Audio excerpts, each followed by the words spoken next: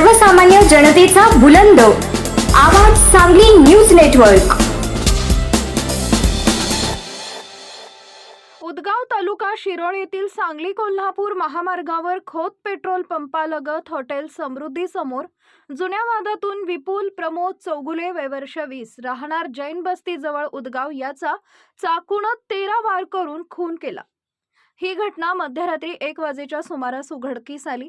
या खून प्रकरणी संशयित आरोपी अनिकेत मोरे व नागेश जाधव दोघे राहणार बेघर वसाहत यांना जयसिंगपूर पोलिसांनी सांगलीतून अटक केली आहे।